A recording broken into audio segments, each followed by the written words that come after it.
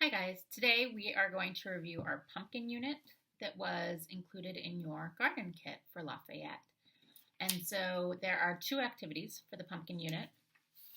One is a pumpkin art based on Yayoi Kusama, and the other one is pumpkin S.T.E.M, which involves some math and science. So you guys get to do a little bit of art and a little bit of science and some math as well as we learn about our fabulous pumpkins that are everywhere this time of year. So if you have your pumpkin, you can go ahead and get it out.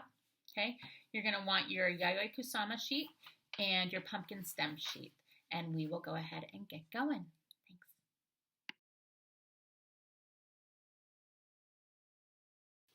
So as we learn about Yayoi Kusama, I know some of you guys, as we read this sheet, you might want to decorate your own pumpkin, and that is totally fine.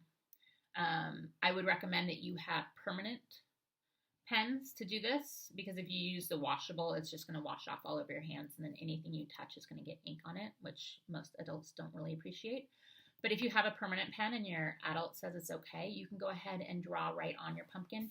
If you want to use stickers and stick them on your pumpkin, you can do that as well. Okay, it's a lot of fun to kind of have a Yayoi Kusama inspired actual pumpkin that might sit on your porch or might adorn your windowsill. Okay, but it's entirely up to you. But just make sure if you're drawing directly on your pumpkin or you're using stickers that it's not usually washable ink, because that's just going to kind of make a little bit of a mess. But it's also a fun activity to do some pumpkins. So for our art component of our pumpkin unit, we are learning about Yayoi Kusama, who was a Japanese artist. And if you get this sheet out, it has a bunch of information all about her. And she is known as the Queen of Polka Dots. And she uses pumpkins a lot in her artwork. And so what we are going to do is we're going to learn a little bit about her. And then you all get to become the artist and use the dot stickers that were in your garden pack to create your own pumpkin work of art. And so if you look at the sheet, it has a little information on her. But some of the key takeaways is that she is a Japanese artist. She is still alive today. You can see she loves color. That's one of the observations we can make judging by this. There's not a whole lot of white space, okay? Even her hair is this beautiful bright orange. She was born in Japan, and she lived in Japan during World War II when there was not a lot of food to eat. And her family owned a nursery and grew pumpkins. And so she and her family ate pumpkins to help survive the war. So you can imagine all the things you can make with pumpkin. Maybe you've had pumpkin bread, pumpkin soup, roast pumpkin. Some people do kind of pumpkin pies, pumpkin desserts, pumpkin everything. So that's why she really likes the pumpkin. It helps represent comfort and security for her, because that's what helped her family get through the war. And so she does 2D art, which is basically like a gallery painting, okay, on canvas. And she also does installation art. And so you can see, if you get a close-up look of this is a room which people are standing in. And you can see there's polka dots everywhere in this room. Okay, again, why she's known as the Queen of Polka Dots. She's got polka dots on her dress, polka dots on the pumpkin, polka dots everywhere. And she did another installation. Installation means it's kind of you interact with the art, where she basically had a room like this that was just stark white, no red polka dots. And what she did was she gave everybody that came into the room a set of stickers, just like this, just like what you have. And she said that those people that came into the room to look were to put the stickers anywhere they wanted. And there was like a white table and chairs, a white sofa. So people got to put dots everywhere all over this room. So as thousands of people come through, you can imagine it became an explosion of these polka dot stickers everywhere, which is awesome and so much fun. So that's one reason why you have these polka dot stickers, as we work to do our own art. It's going to make it a little bit easier. You can see here is a picture of Yayoi. She was born in Japan in 1929. Her parents really didn't want her to be an artist, but she persisted, which means she kept asking and kept wanting to do that, and was very decided that she wanted to be an artist. And so eventually she made it into art school, and she did move to New York for a little while. This is a picture of her mom that she made when she was 10 years old. You can see even that has some polka dots in it. Okay. In 2014, one of the Infinity paintings set a record at Christie's, which Christie's is an auction house, for selling for $7.1 million. So she's a very well-known artist. And so what we're going to do is we're going to take inspiration from Ms. Kusama, and we are going to get to make our own artwork. So I gave you a blank template, okay, of your pumpkin. This is our pumpkin. And I gave you some stickers. And what you're going to do is you are going to fill it in with, you can use stickers, you can use pens, you can do a combination of things, okay? Maybe I want to do pink stickers, and then maybe I want to make like little small polka dots, right? Okay, you can do different patterns. If you've learned about AB patterns or AABB patterns in school, you can do different patterns. It's entirely up to you. You are going to be the artist, okay? Maybe you don't like polka dots. Maybe you are not the queen or king of polka dots, and maybe you want to do stripes. That's fine. Maybe you want to do all sorts of colors, okay? This is kind of one that I did a different class. Each class I do kind of a different pattern.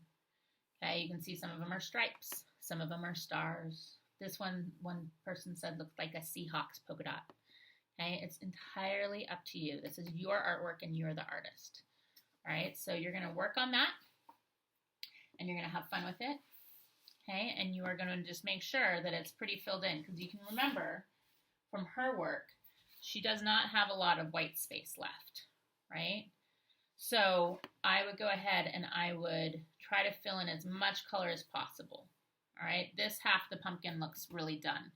This half of the pumpkin doesn't quite look complete yet, right? Maybe I need to fill in a background color or something else. Okay, so you're going to work on making sure your pumpkin is solid and full of color in whatever pattern you want. So next up, for our next lesson, we are going to go ahead and do our pumpkin stem. And you might have varying levels of this worksheet. I'm going to go ahead and do the older kids because this has some more activities on it. You'll have maybe one or two of them if you're a younger age group, and that's totally fine, so you can follow along. The first thing we are going to do with our pumpkin, and I'm going to use my Yayoi Kusama as an example. Okay, so next up we are going to go through our pumpkin stem sheet. And so this is the sheet that we're using. The younger kids might have a variation of this, but it'll essentially have some of the same activities. So I'm going to do the older kids worksheet just so that you have it all there and ready to go. So the first thing you're going to do to get to know your pumpkin is you are going to weigh your pumpkin, right? A lot of you, if you have a smaller pumpkin, you can probably easily put it on a kitchen scale. If you have a bigger pumpkin, one way that you can find the weight and doing some math is you can go ahead and hold the pumpkin and stand on the scale, and then go ahead and put the pumpkin down, stand off the scale, right? Put the pumpkin down, get back on the scale, and just weigh yourself. And so the pumpkin will be the difference of when you are on the scale holding your pumpkin, and then you're going to subtract the weight of you just on the scale by yourself with no pumpkin. And that's going to tell you the weight of your pumpkin, okay? My pumpkin weighs 2 pounds. All right, so does anybody know the abbreviation for pound? Pound. Okay, pound is LB. It's kind of tricky. It doesn't seem like that should be the abbreviation for pound, but it's LB. Okay, so that is the first part. You're going to weigh your pumpkin and put the weight there. The second part is the life cycle of the pumpkin. So normally we will read a book, Pumpkin Jack, which is all about the life cycle of our pumpkin. Okay, if you can access this at the library, that is lovely. I can put it on here as well, so you can read through it once we're done with this lesson. But the life cycle of the pumpkin. A pumpkin is a plant. Okay, it's actually a fruit because it starts as a flower. So all plants start as seeds, right? So you're going to go ahead and you're going to find the number 1, which is the first life cycle. That means first life cycle. And you're going to find the first picture of the life cycle. So number 1 is seeds. So it's easy. You just draw a line from 1 to there. The second part of the life cycle, the seeds germinate and they become a sprout. So this right here is just a little sprout. It means a baby plant. Okay, so you're going to draw a line from 2 to the sprout. Number 3, okay, before it becomes a pumpkin, so it's not here, again, it's a fruit, so it is a flower. So it goes from sprout to vine, okay, and this, you can see, I kind of highlighted it, I made it orange because that's a flower. It's a little hard to see if you don't have color, so that's why I highlighted. So the third part, life cycle of a pumpkin, is the flower, okay, all pumpkins start as flowers. The fourth part is going to be this nice large pumpkin on the vine. Okay, the flower forms a little green ball behind, and the flower drops off. And that green ball grows into a nice orange pumpkin on the vine, which is here. And then the fifth part is what you see on porches and in supermarkets this time of year. It is the actual pumpkin, all by itself. So that is that last part. Okay. If you're trying to take the circumference of a pumpkin, circumference means the area around. So if I'm measuring the area around this pumpkin, okay, an easy way for me to do that, if I have a ruler and some string, is I'm just going to go ahead and I'm going to place the string all the way around, and I'm going to stop it where it meets, okay?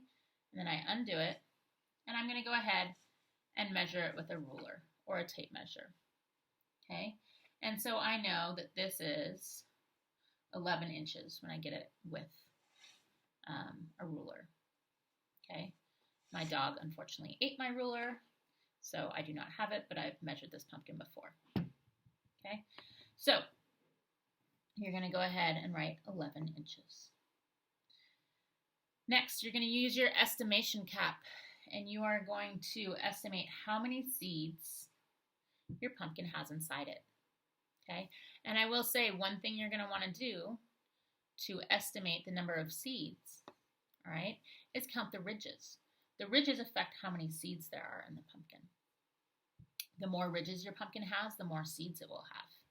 All right, so if my pumpkin has, these are the ridges. You can see this one, you can see really well. Sometimes you can't see them.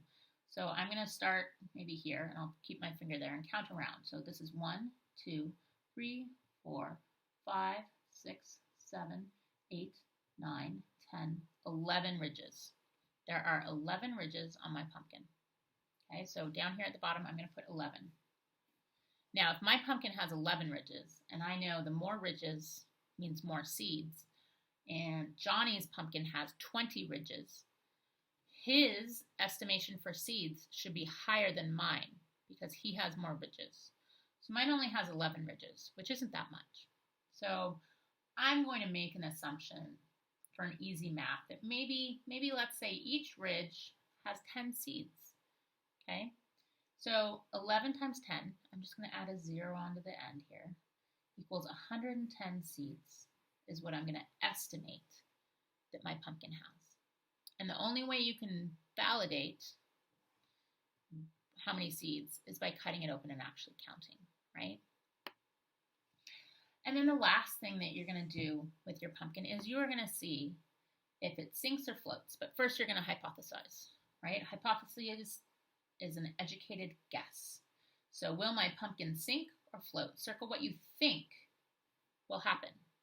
Okay, I think my pumpkin's small, so maybe it'll float. And if I had a big pumpkin, maybe I would assume that it would sink because it's really big and heavy, right? And don't heavy things usually sink?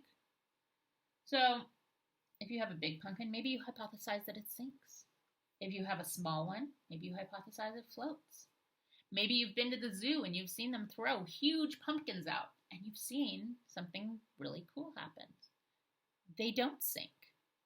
Okay, so if you fill it up in a bathtub or a sink or something else to test if your pumpkin floats, you're going to find no matter the size, it will always float. In Oregon, they have huge boat races with pumpkins that have been hollowed out, and people actually sit inside them, only one person, and they take a kayak paddle, and they will sit inside the pumpkin and paddle it across a lake. They have a race every year that is very fun to watch. You can Google it. But all pumpkins will float. Okay, they have air inside them, and so that ensures that they float on the top. When a pumpkin might sink is if it has, you can see this pumpkin starting to rot. It has a little hole in it, and so maybe there's a critter or a bug, so it might not be watertight anymore. Okay, if you've carved your pumpkin, it is not going to float. It will sink. okay, but because it doesn't have that air pocket in it anymore. All right, so you're going to go ahead and check if it sank or floated, and then you're done with your STEM sheet. And you've gotten to know your pumpkin very well. You've got to know all the math about how much it weighs and what the circumference is. This is in inches, right? Forgot to say that. You are going to have estimated its seed count, and you are going to have known the life cycle of your pumpkin. Okay, so you know that your pumpkin is a fruit, which is kind of crazy. We always think of them as vegetables, but it is a fruit, and it started as a flower. All right?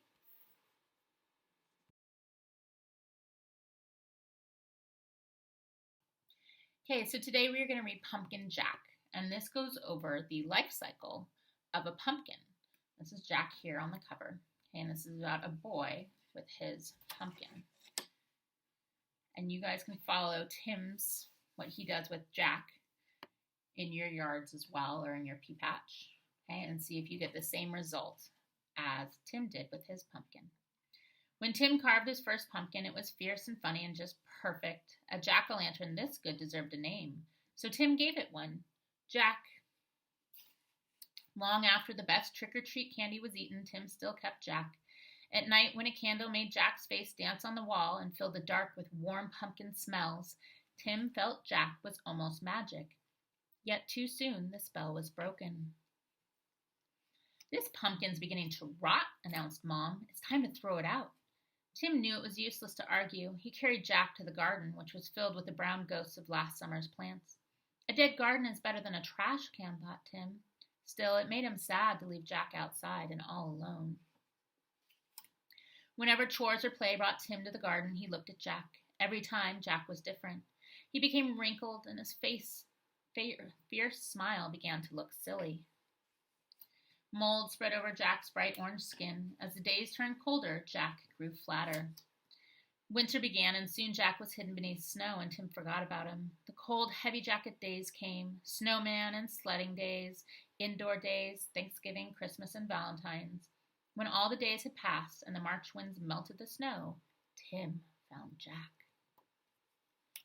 There wasn't much left, just a faded and crumpled pumpkin skin, a stem, and a few seeds. Jack's Halloween magic was a distant memory now. Tim scraped a thin blanket of earth over the last bits of his pumpkin. Goodbye, Jack, he whispered. When spring turned barefoot warm, a tiny sprout appeared where Jack had been. Tim found it and guessed what it was. In the days that followed, Tim weeded and watered and watched the sprout. Slowly and steadily, the plant changed and grew. It branched and spread a web of vines over the ground, but no pumpkins appeared. The days turned hot, flowers opened on the plant each morning, yellow stars that twisted shut forever in the afternoon. Still, there were no pumpkins. Finally, Tim found a little green ball growing behind a crumpled blossom. A pumpkin! Tim let out a whoop and ran to go show his mom. By August, the plant had spilled onto the lawn. Tim's favorite game became pumpkin hunting. He carefully waded among the leaves, searching for green pumpkins like hidden treasures. School began again and the days cooled. Tim had less time to visit the garden. When he did, the pumpkin plant seemed tired. There were a few new leaves, and the old tattered ones no longer hid the fat green pumpkins.